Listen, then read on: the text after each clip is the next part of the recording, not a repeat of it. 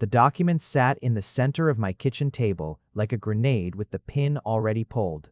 12 pages. Crisp, white, smelling faintly of the law office where it had been drafted. That cold, impersonal scent of recycled air and ambition.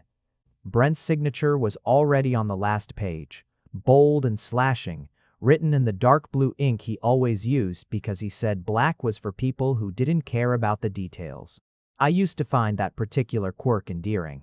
Standing here now, staring at his name, I found it unbearable. My name waited on the line below his. Rickey Pierce. Omega, former mate, soon-to-be ex-mate, as soon as I pressed pen to paper. I poured myself a glass of water I didn't want and stood at the window instead, watching the city move below my apartment. People walked their dogs, hailed cabs, lived their ordinary lives without any idea that mine was crumbling so quietly that even I hadn't fully processed the sound of it falling. 3 years. 3 years of being Brent Cain's Omega. 3 years of his warmth at my back in the mornings, his laugh ricocheting off the walls of a home we'd made together, his hand finding mine in the dark like a reflex neither of us had to think about. 3 years of building something I'd been stupid enough to believe was permanent. And now, 12 pages. I should have seen it coming. The signs were all there, if I'd been willing to look at them honestly. The distance that crept in around his second year as alpha of the Cain Pack. The late nights that stretched longer and longer. The way his eyes would sometimes find mine across a room and then slide away like I was something he was trying not to think about. I told myself it was stress, the pressures of leadership, the weight of a pack of nearly 200 people depending on one man's judgment. I told myself a lot of things in those last 6 months. The conversation, when it finally happened, was almost insultingly calm. No shouting, no broken dishes, just Brent sitting at our kitchen table, the same table where his lawyer's document now waited, his big hands flat on the wood. His expression like a man who had already done all his grieving somewhere. I couldn't see it. "I think we need to formalize a separation," he said. Not, "I don't love you anymore," not, "This isn't working," not, "I'm sorry, Rickey, I'm so sorry, I should have told you sooner, I should have fought harder, I should have." Just, "I think we need to formalize a separation." And because I was me. Because I had spent 3 years learning to swallow the parts of myself that were too loud, too much, too needy for an alpha's mate to be. I nodded. I said, "Okay." I asked if he wanted coffee before he left, and he said no, and then he was gone, and I stood in our kitchen for 45 minutes before my legs remembered how to move. That was 6 weeks ago. The document arrived 3 days later, hand-delivered by a man in a gray suit who wouldn't meet my eyes. Brent's attorneys had been thorough. The agreement covered property distribution, PAC membership status, financial support for the transitional period, and the formal dissolution of our mating bond through the appropriate PAC council channels. Everything clean, everything considered, everything so terribly, mechanically final. I'd read it 4 times, signed it 0 times, told myself each morning that today was the day, and then found other things to do with my pen. My phone buzzed on the counter.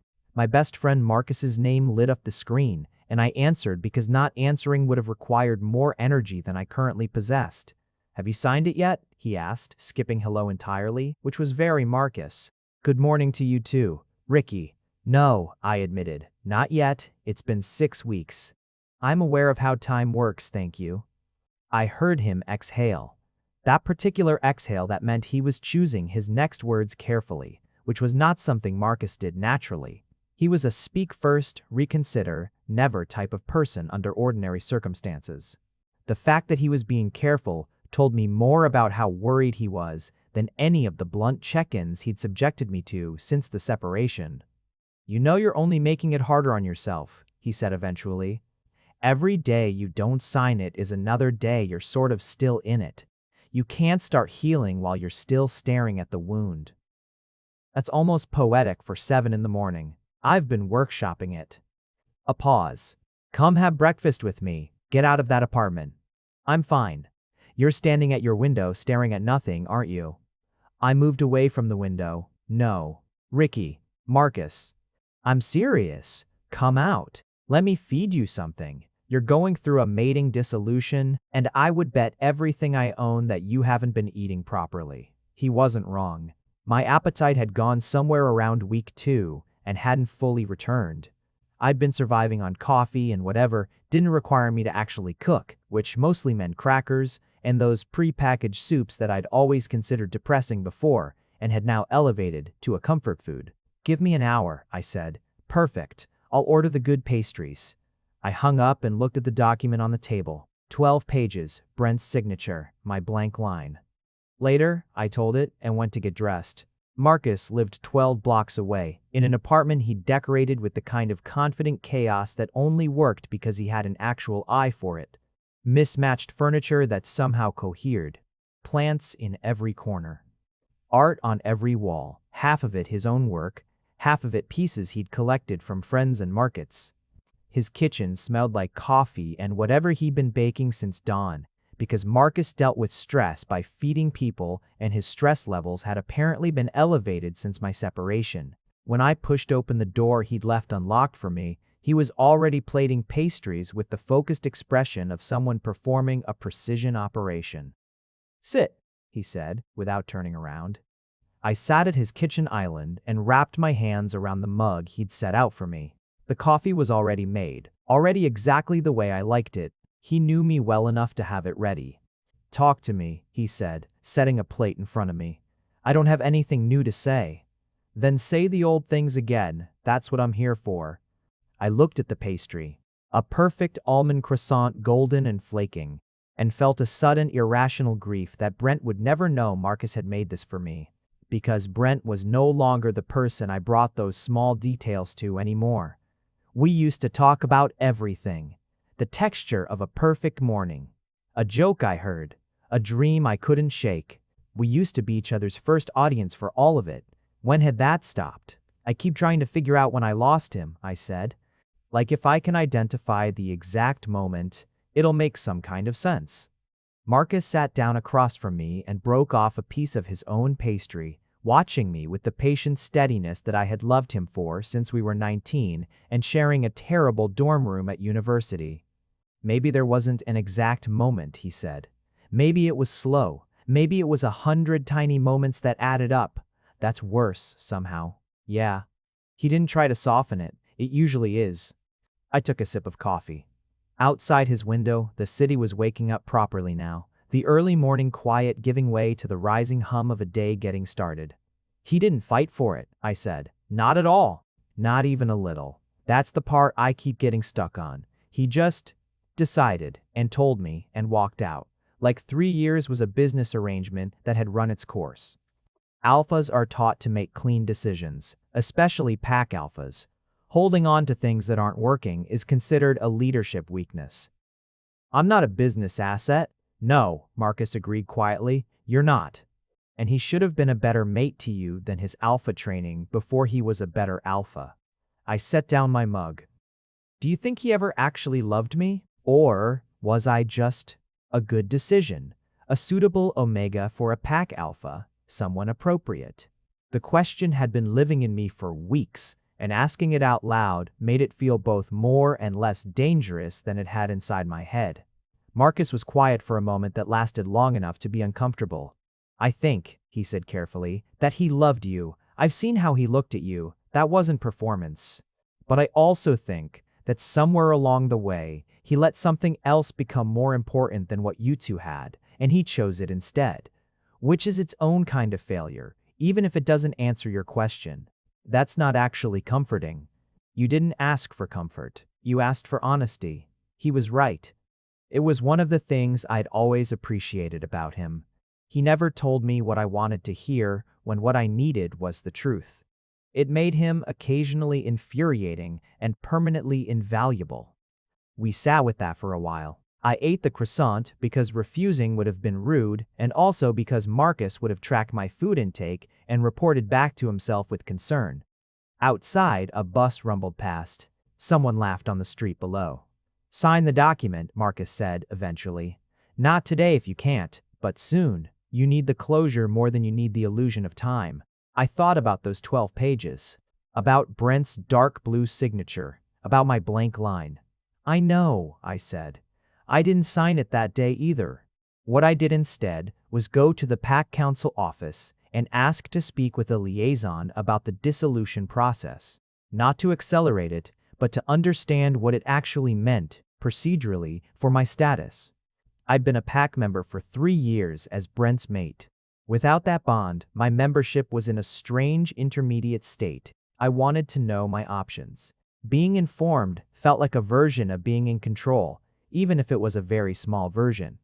The liaison was a woman named Patricia, who wore reading glasses on a beaded chain and looked at me with the particular combination of professional sympathy and practical efficiency that I imagined she'd developed over years of dealing with people in exactly my position. Once the dissolution is formalized, she explained, walking me through a document on her desk, your Pack membership transitions to independent status for a 60-day evaluation period. During that time, you can petition for continued membership on your own standing, affiliate with another Pack, or remain unaffiliated. What does continued membership look like in practice? Cain Pack has historically been inclusive of former bonded members on independent standing, provided there are no contentious circumstances around the dissolution. You'd need the alpha's formal non-objection. She paused.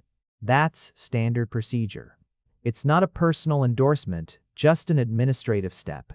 The thought of needing Brent's formal non-objection for anything made something in my chest tighten unpleasantly. But I took the information, thanked her, and left. On my way back to my apartment, I passed the cafe where Brent and I had spent our first date, not because I planned to, but because it was on the most direct route and I had never successfully convinced my feet to take the longer way around. 4.5 years ago, we'd both been at a mutual friend's dinner party and found ourselves gravitating toward the same corner of the room, talking until everyone else had gone home and the host was making pointed comments about early mornings. He'd walked me to the corner afterward, and then 3 more blocks past where he needed to be, and then asked if I wanted coffee even though it was nearly midnight and neither of us should have been caffeinating ourselves. We'd sat in that cafe until 2 in the morning. He laughed at everything I said, and not in the polite, performative way of someone on their best behavior. It was real laughter, the kind that caught him off guard, the kind you couldn't maintain if you were trying to maintain it. And he'd listened, really listened, the kind of listening where you can feel someone building an actual picture of you in real time, not just waiting for their turn to speak. I'd driven home a little dazed, not entirely sure if what I'd just experienced was a first date or just a conversation, and woken up the next morning to a text, I keep thinking of things I forgot to ask you. Can I take you to dinner and ask them there? I looked at the cafe's window as I walked past. There were other people sitting where we'd sat. They didn't know. The table had no memory of us. I kept walking. 6 weeks after the document arrived, on a morning gray and still with the promise of autumn, I signed it. I sat at my kitchen table in the early light, made myself a cup of coffee. I actually drank and put my pen to my blank line and wrote Rickey Pierce in the careful, looping hand I'd had since I was a child. It didn't feel momentous. It felt like releasing a breath I'd been holding for longer than I realized. I sealed it in the envelope the attorneys had provided, left the apartment, and dropped it in the mailbox on the corner before I could think about it further. And then I stood on the sidewalk in the cold morning air and felt, not better exactly, but lighter, in the way that things feel lighter when they are finally done and no longer require any part of your energy to exist in a state of anticipation. Done and real and grievable in a way that felt strangely like relief. I bought myself a coffee from the place on the corner and walked to the park and sat on a bench and watched pigeons conduct their indecipherable business and let myself cry a little. Just enough to acknowledge what it was, and then I wiped my face and drank my coffee and called Marcus. I signed it. A pause. Good. His voice was soft. You okay? I think so. Not in a great way, but in a real way. That's enough for now, he said. Come over later and we'll watch something terrible and I'll make soup. You're very good at being a person. I've been practicing my whole life. See you tonight. I hung up and finished my coffee and watched the pigeons for a while longer. The city moved around me. Someone's dog ran after a squirrel with total joyful futility. Two kids chased each other around the fountain. Life, going on in all its ordinary, unceremonious insistence. I'm going to be okay, I thought. Not today, maybe not for a while, but eventually. I was wrong about the document being the end of it. I found out exactly 11 days later. A call came from a number I didn't recognize. A local area code, professional-sounding automated prompt that asked me to hold for Cain Pack legal counsel. I almost hung up. I nearly hit the red button and told myself it was a mistake, a formality, some minor administrative thing I could deal with later. I stayed on the line instead, and my life changed shape again. The attorney who came on was young. I could hear it in his voice, earnest and slightly over-precise. And he introduced himself as Daniel Webb, junior associate handling certain elements of the Cain Pierce dissolution agreement. I'm calling, he said carefully, because in reviewing the executed agreement, we've identified a clause that we need to bring to your attention. It affects the terms of the dissolution. I set down the cup I was holding. What clause? Pause. The kind of pause that precedes information being delivered into a quiet room. Are you aware, Daniel Webb said, that the original mating bond agreement between yourself and Alpha Cain contained a pregnancy clause?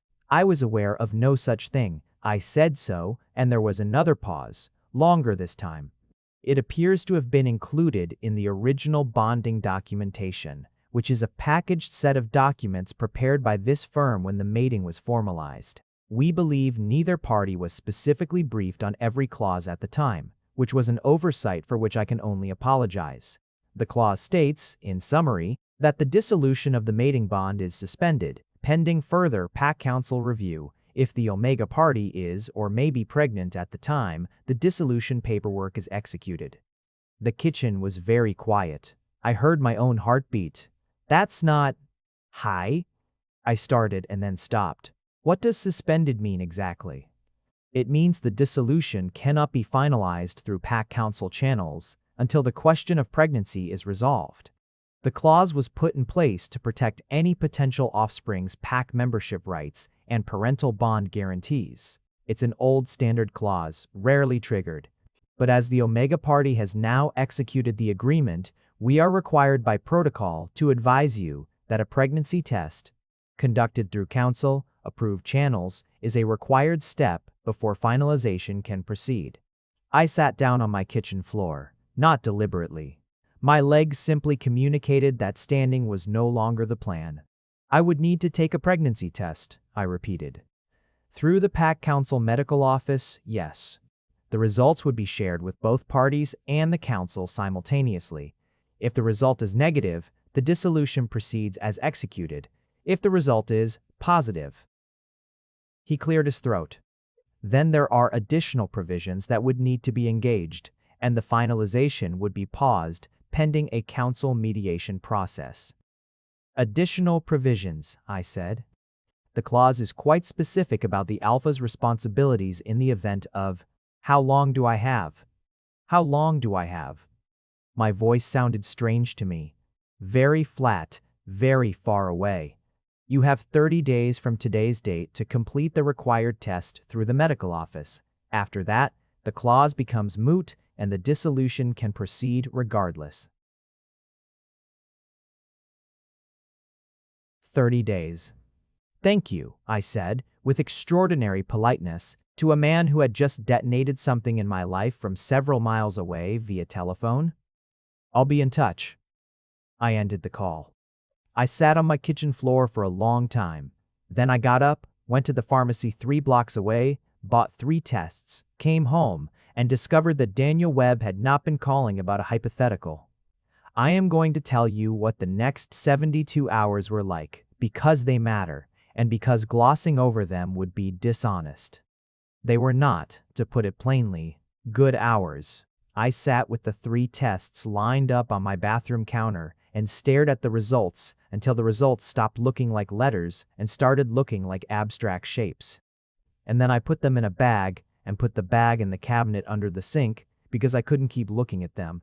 Then I sat on the edge of my bathtub and breathed very carefully, the way you breathe when you're trying to convince your body that everything is fine and your body is not convinced. Positive. All three of them. Brent Cain's child. Mine. Ours, I supposed, in the most fundamental biological sense, even if legally and emotionally we had just placed our signatures on the end of us. I thought about calling Marcus and couldn't make myself do it. Not yet. The information felt too large and too new, like something I needed to sit alone with before I let it enter anyone else's atmosphere. Marcus would be loving and present and exactly what I needed, and I wasn't ready to need what I needed yet. I thought about Brent and then deliberately stopped thinking about Brent because that particular line of thought led somewhere complicated that I wasn't equipped to navigate in a bathroom at 10:30 on a Wednesday night. What I did, ultimately, was make tea. I wrapped myself in the oldest sweater I owned, the dark green one with the hole in the left sleeve that I'd had since my first apartment, and I sat on my sofa with a mug of tea and let the information exist alongside me in the room. I was pregnant. The mating dissolution was suspended, pending Pack Council review, which meant that in some technical, contractual, deeply inconvenient sense, Brent and I were not yet fully separated. And in a biological, irreversible, permanent sense, we were connected in a way that no document, signed or unsigned, had any power over. I held that thought for a long time. I'm going to be honest, the first feeling wasn't what I expected. I'd expected fear, or panic, or grief. Some version of this is a catastrophe presented to me in an overwhelming, unmanageable way. And those things were there, underneath. But the very first feeling, the one that hit before any of the others, was something closer to warmth, which made absolutely no sense given the circumstances, or maybe it made all the sense in the world, given who I was and what I'd lost. I called the Pack Council medical office the next morning and made an appointment. The woman on the phone was calm and matter-of-fact, which I appreciated. She explained that the official test was simply a confirmation of the private tests I'd already taken, and that once the result was logged, the council would formally notify both parties and initiate the mediation protocol. Will he be notified before I've had a chance to? I stopped, thought about how to phrase what I meant. Is there a window between the test and the notification? Standard protocol is same-day notification for both parties, but there's typically a 2 to 3 hour processing window before the letters go out. 2 to 3 hours. Thank you, I said, and made the appointment for the following morning, which gave me today. I thought about that 2 to 3 hour window the way you think about the last moments of something, carefully, trying to memorize the texture of before. Because I knew, with a certainty I couldn't have explained, that everything was going to be different once Brent knew. Not better necessarily, not worse necessarily, but different. The version of events where I signed the paper, and it was over. That version was already gone. I'd been grieving it, and now I had to put down that particular grief because something else was here, requiring different things from me. I called Marcus. He came over immediately, in the way that Marcus always came over immediately when I needed him, arriving with grocery bags and an expression of complete readiness for whatever information I was about to give him. I told him. He sat down. Say that again, he said. I said it again. He was quiet for a moment that was longer than his usual silences. Then, okay. He nodded slowly. Okay, we're going to work through this. Start from the beginning. I told him everything. The call from Daniel Webb, the clause, the pharmacy, the tests, the appointment I'd made. He listened the way he always listened, without interrupting, letting me build the whole picture before he started asking questions. When I finished, he said, "How do you feel about the baby?" Not how do you feel about Brent. Not what does this mean for the dissolution. How do you feel about the baby? Which was, I realized, the most important question, and the one I'd been moving around rather than through. I started, stopped, tried again. Scared. And not the kind of scared I expected, not dread, just the kind of scared you feel when something real is happening and you don't know yet if it's good or bad, just that it matters. That sounds like as honest an answer as it's possible to give. I wasn't planning this. It wasn't supposed to happen, especially not now. A lot of important things aren't planned. I pressed my hands against my eyes for a moment. What do I do about Brent? What do you want to do about Brent? I don't know what I want. That was the truth. I know that I'm going to have to see him probably, that the mediation process means we'll have to be in the same room and talk about this like adults. And I haven't been in the same room as him since the night he left. I don't know who I am in a room with him anymore. I don't know if I can be in a room with him and be a person instead of just everything I still feel. Marcus looked at me for a long moment. What do you still feel? I thought about that dark blue ink, about late nights when he'd come home to find me reading and would sit beside me and steal the book to read a paragraph and then hand it back. About the way his name in my mouth had always felt like something settled. I don't know how to stop, I admitted. I tried. I signed the document. I thought the signing would be the end of it. But I don't know how to stop. Marcus was quiet. I know, he said finally, gently. I know you don't. The council medical appointment was at 9 in the morning, and by noon I was sitting in my apartment with a cup of tea going cold beside me when my phone rang. Brent's name. My heart did something complicated and unpleasant that I chose not to analyze. I answered. Rickey. His voice was the same. That was the thing nobody warned you about, that they still sound exactly like themselves. Like nothing has happened, like the world hasn't reorganized itself around an absence that was precisely their shape. I just got the council notification. So did I said, which wasn't true. I hadn't been able to open the email yet, but felt like the right thing to say. A silence. Can we? He stopped. I heard him exhale, the way he exhaled when he was choosing words carefully, and I hated that I still knew what that sound meant. Can we meet? I think we should talk, face to face. I agree, I said, because I did, even though the prospect made me want to crawl under my very solid kitchen table and stay there. We arranged to meet at a neutral place. Not his office, not my apartment, not the cafe on the corner that held its own gravity. A coffee shop neither of us had history in. 3 o'clock. I spent the time between noon and 3 doing precisely nothing productive. I tried to read, couldn't, tried to answer emails. The words looked like furniture in a language I didn't speak. I changed my shirt 3 times for reasons I refused to examine and finally settled on the dark charcoal one, because it didn't feel like I was trying, which meant I was trying. But at least I was trying to look like I wasn't. Marcus texted, "Do you want me to walk you there?"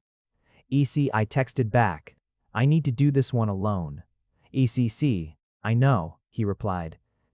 I know, he replied. Brent was already there when I arrived.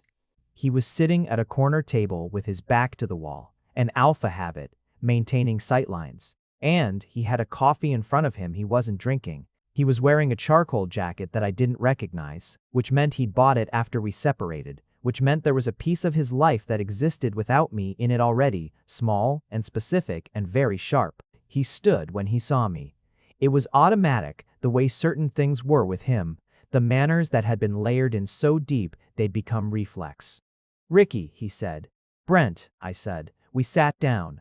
We looked at each other across the table and I thought, there you are. There you still are, the way I remembered and the way I've been trying not to remember, and this is extraordinarily unfair of you. He looked, if I was honest, tired. There were shadows under his eyes that he'd been carrying for a while by the look of them, and his jaw was set in the way it got when he was holding things together through force of will rather than ease. He was still beautiful in the way he'd always been beautiful. Not in a showy way, but in the way of something made well and simply nothing wasted or excessive. Just the particular rightness of a person who occupied their own skin without apology. I hated noticing. I noticed anyway. "I didn't know about the clause," he said. "Neither did I. My attorney should have briefed us both. That was a failure on their part. I've already addressed it with them. That's not really what matters right now. No." He wrapped his hands around his coffee cup without lifting it. Big hands. I had spent 3 years with those hands. I knew their particular weight and warmth and the way they moved. "How are you feeling?" Something in my chest shifted at the question. It was the right question. Not, what does this mean for the dissolution? Not, have you thought about the options? Just, how are you feeling? I'm still working that out, I said honestly. You? Same. A pause. Rickey, I want you to know, regardless of what happens with the dissolution, whatever comes next, the child will have everything, every resource, every protection the pack offers. I would never. I know, I said, perhaps more quickly than I meant to. I know you would never. That's not what I'm worried about. What are you worried about? I looked at him. This man who had been the center of my gravity for 3 years and had then very quietly removed himself from that position and expected the orbit to correct itself on its own. I'm worried about what we are now, I said, because I signed a document that said we were ending, and now we're sitting here because we're not entirely ending, because this happened, and I don't know what we are. He was quiet for a moment. I don't know either, he said. That's not very helpful. No. Something moved through his expression, there and gone, too quick to fully read. You're right, it's not. A couple came in through the door behind us, laughing about something, tracking cold air with them. The barista called out an order. Ordinary afternoon sounds, indifferent to the particular gravity of our corner table. Can I ask you something? I said. Yes. That night, when you told me, had you already made the decision, or was that the moment of it? He looked at his coffee for a long time. When he looked back up at me, his expression had something in it I hadn't expected. Not distance, not the administrative calm he'd worn to every conversation we'd had through the attorneys. Something that looked a lot more like pain. I'd been thinking about it for months, he said. Not the way I would think about a pack decision, not strategically. More like I kept turning it over and putting it down and picking it back up. Because something wasn't working, and I kept waiting for it to resolve on its own, and it didn't. Something wasn't working, I repeated. What wasn't working? He exhaled. Long, slow. I wasn't working. I got so buried in the pack, in the leadership, in being the alpha, that He stopped. Started again. I stopped being a mate to you. I stopped showing up as someone who deserved what we had. And at some point, I convinced myself that the kindest thing I could do was let you go. That you'd be better off without someone who turned into a function rather than a person. I stared at him. He continued. I know how that sounds. I know it reads as the most cowardly kind of logic, and you'd be right to call it that, because it was. I made a decision I told myself was about you, that was actually about me not knowing how to ask for help. Not knowing how to say, Brent Cain, alpha of the Cain Pack, is drowning and doesn't know how to tell the person he loves that he's drowning. So I did something worse. I walked away instead. The coffee shop noise continued around us. That laughing couple had settled into a booth across the room. The barista was grinding something. You loved me, I said. Not a question. Yes. No hesitation, no qualifier. Just the word. Flat and certain as a declaration. Rickey. Yes. Something in me cracked very precisely down the middle. You let me think it was me, I said. You let me spend 6 weeks asking myself what I did wrong, what part of myself was too much or not enough, whether I was ever actually what you wanted or just a suitable choice. I know. His voice was low and rough. I know. I have no excuse for that. I was wrong. I was wrong to let you carry any of that. You were wrong, I agreed. And then, because honesty was what I had left, I still love you too. The words came out of me like something that had been waiting for permission. He looked at me across that table, and for the first time since he'd walked out of our apartment 6 weeks ago. His face did the thing it used to do. That particular thing where all the alpha armor of him went quiet and there was just Brent underneath, looking at me like I was something he couldn't quite believe he got to have. I know I don't have the right to ask you for anything, he said. I know I gave that up. What I did was, I was a poor mate to you, and I can't take that back. No, you can't. But his jaw tightened. I have been in complete pieces since I walked out. Which I recognize I have no right to say. But it's true, and I'm tired of performing okay when I'm not. I thought about 6 weeks of my own not okay, the unsigned document on the table. the crackers and soup. The corner cafe, I couldn't find another route around. What do you want, Brent? The question landed between us. He met my eyes and didn't look away. A chance to actually show up, he said. For you. For this. I know I can't ask that after what I did. I know the only rational answer from your side is to go through the council process and formalize things properly and let the pregnancy provisions ensure the child is protected, and that would be the practical thing. The sensible thing, Brent. He stopped. I'm not asking you for rational, I asked you what you want. A long breath. I want to come home, he said. To you. I want to stop being an alpha who gave up on the best thing in his life because he was too proud to say he was struggling. I want to be someone who actually deserves you this time, instead of just assuming your presence while being too absent to notice I was losing you. His hands were still wrapped around his cup. I want to know our child. I want to be present for this. I want you to let me try to be who I should have been. I sat with that, all of it, the weight of it, the want of it, and all the complications threaded through it. You hurt me, I said. Yes. Not with intention, but yes. And I need you to understand that the hurt was real, and that any version of moving forward has to actually reckon with that. Not apologize around it. Not explain it into something more comfortable. Reckon with it. I understand. I'm not saying yes right now, I said, to anything. I need time. I need to figure out what I actually want apart from what I want from you, because I've been so tangled up in us for so long that I don't fully trust my own judgment about it.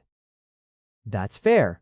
But I'm also not saying no, I said, and I want you to know that, because you deserve to know that. Even if I'm furious at you, even if I need time, you deserve to know that the door isn't closed.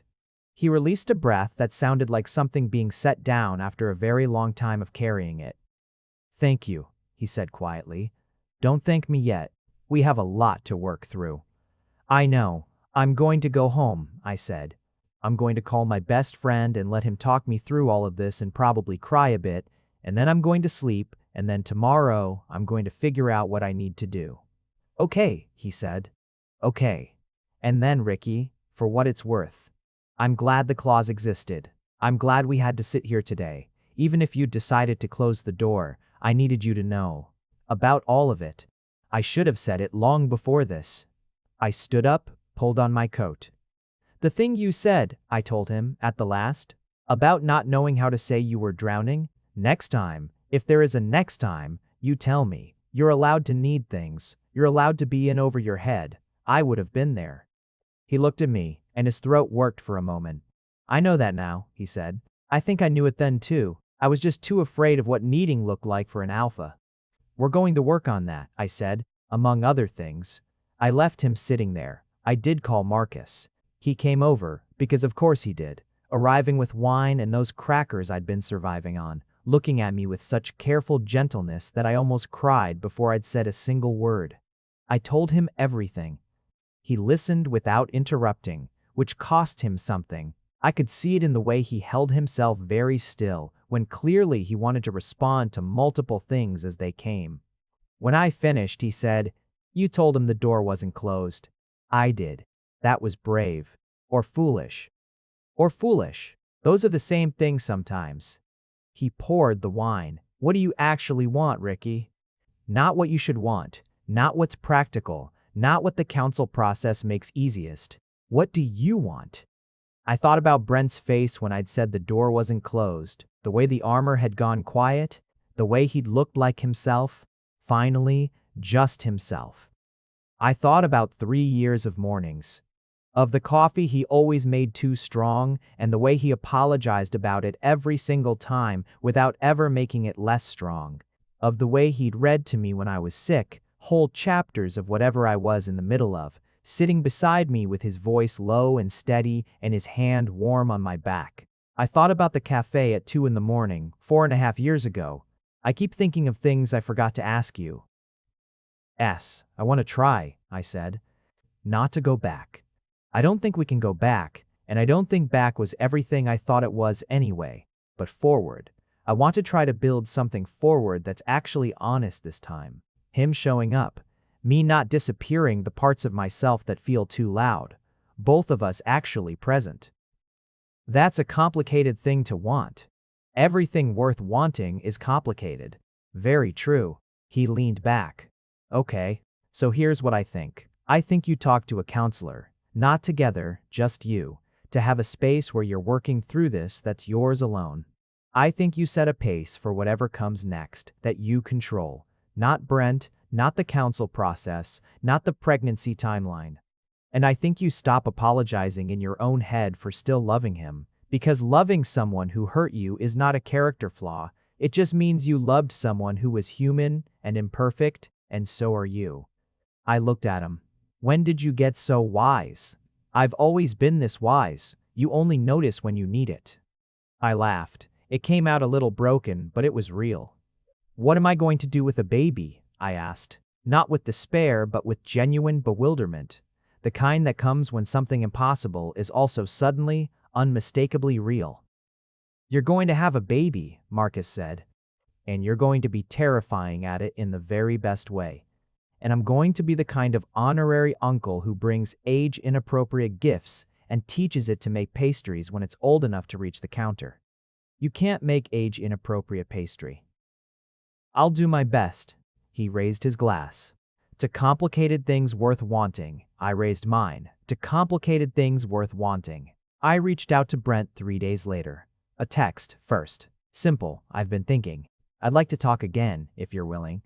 Somewhere private this time. I think we have things to say that a coffee shop isn't the right container for. He replied in under 2 minutes. Whenever you're ready. My schedule is yours. Name the place. I told him to come to my apartment. Neutral. It was not. He'd been in my space before, briefly, to pick up some things, but he'd never sat down, never been present in any real way since the separation. It felt important to do it there, on ground that was mine, where I had some control over the parameters. He arrived at 7 in the evening with good wine and the particular careful energy of a man who knew he was on probation and was taking that seriously. I let him in. We sat at the kitchen table, the same table where the document had sat for 6 weeks, and for a moment, we were both just quiet looking at each other with all of it between us. The history and the hurt, and the child that was impossibly beginning to be real, and the future that was completely undefined. I want to start honestly, I said, which means I'm going to tell you things that are hard to hear, and I need you to sit with them, not solve them, not manage them into something easier, just hear them. I'm listening, he said, and his voice was steady. So I told him, all of it. The 6 weeks of unsigned document and crackers and soup and the cafe, I couldn't find another way around. The question I'd asked Marcus about whether I'd ever been loved or just been a suitable choice. The way his departure had left me feeling like something he'd filed rather than something he'd lost. The way I'd had to reach down into the deepest part of myself, alone, to remember that I was a person who deserved to be fought for. He listened. His jaw was tight and his eyes were very still, and he didn't interrupt once. When I finished, he said, I'm sorry. Not like an apology deployed to move past an uncomfortable moment. Like a person absorbing the weight of what they'd caused and finding themselves wanting under it. I know, I said. I want to do better, he said. Not just say it, actually do it. I've already started. I've been talking to someone, a counselor, since 2 days after we met at the coffee shop. Someone outside the pack, neutral, who has been very direct with me about the pattern I fell into. How I used leadership as armor against intimacy. How I mistook managing my emotions for having them. He paused. I'm not telling you to earn credit.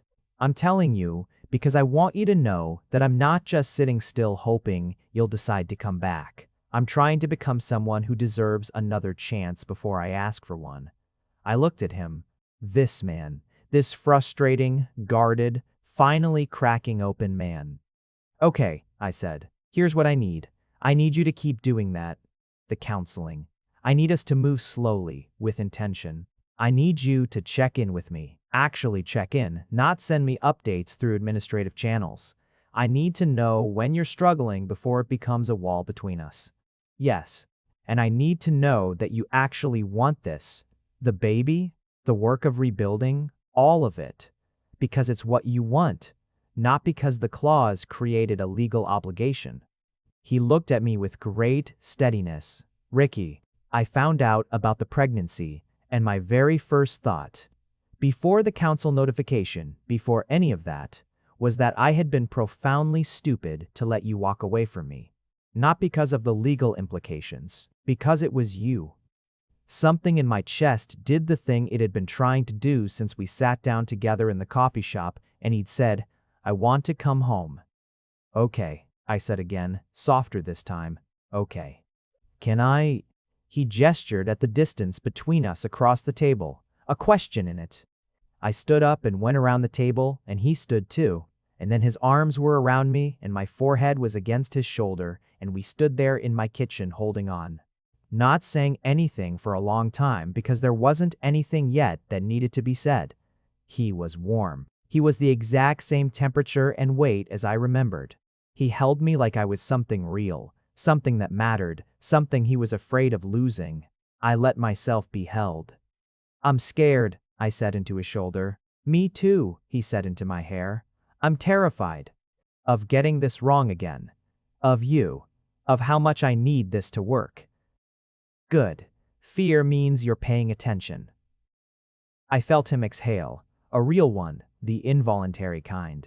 We're going to need to do the council process properly, I said, not moving. Whatever formal procedures apply, yes. And we're going to talk to Marcus together at some point, because he has things he's going to want to say to you, and you're going to have to take that. I expected nothing less.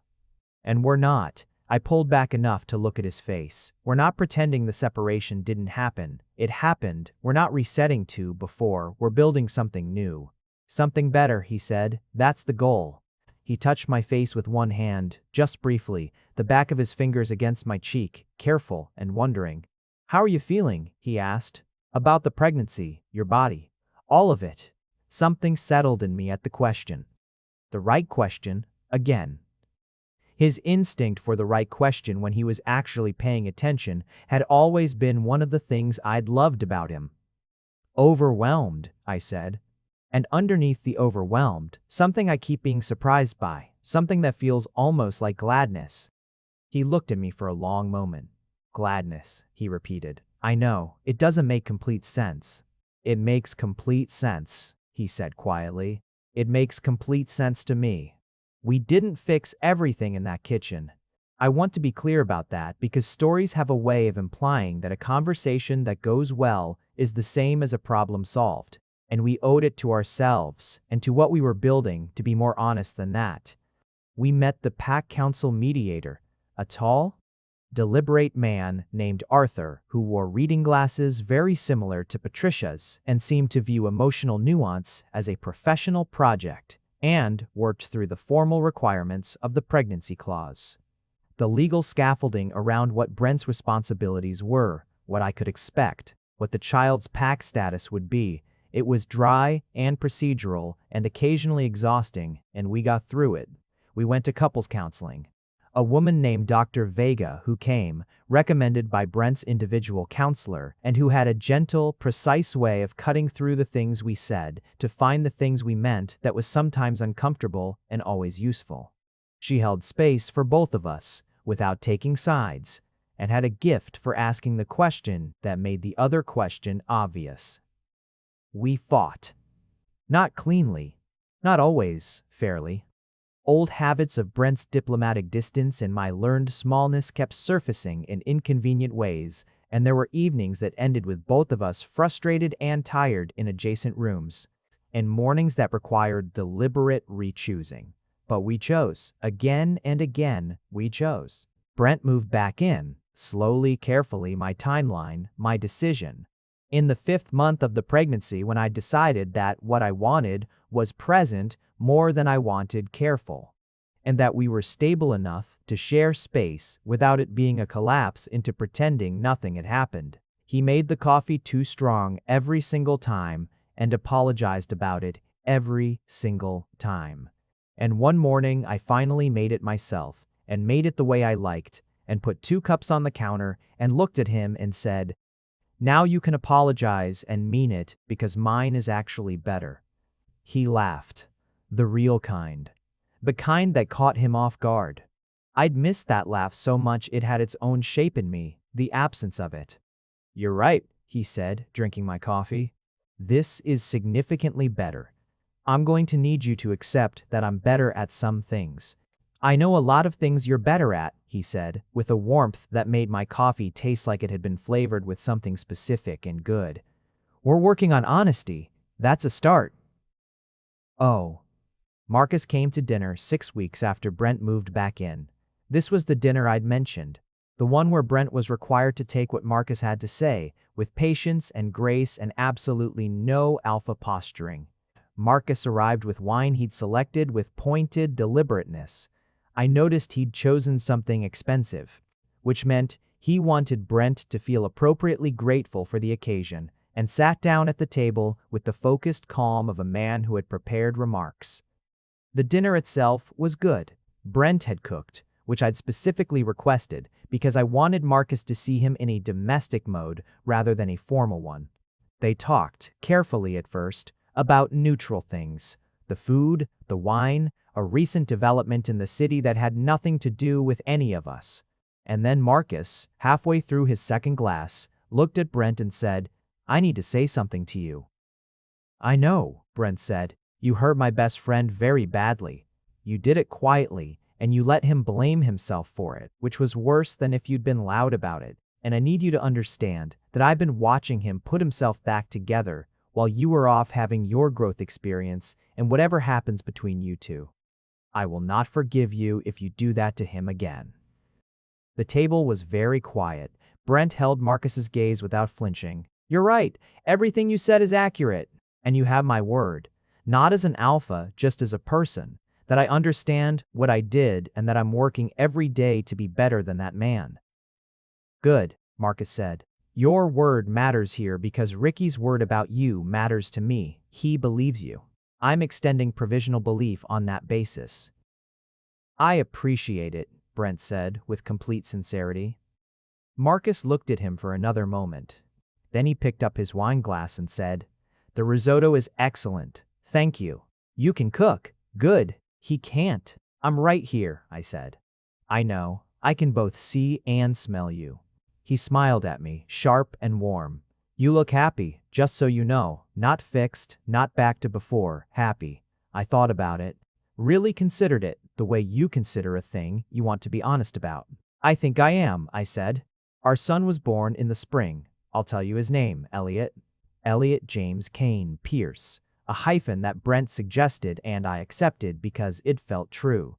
He wasn't only one of us, he was both of us, and the name should say so. He arrived early in the morning with a particular fierce certainty that I recognized immediately as inherited from his father, and a head of dark hair and eyes that went through a journey of color before settling into the particular gray-green that I'd been told matched mine. Brent was there, present, completely, in a way that had nothing to do with legal obligation or pack protocol and everything to do with the fact that he'd spent the last several months actually learning to show up. I'll tell you what the moment was like. Brent was holding Elliott, this small, impossible, brand new person, and looking at him with an expression I had never quite seen on Brent's face before. An alpha who had no armor left, just awe.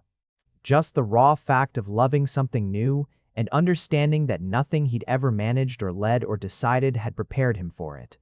He looked up at me with eyes that were very bright.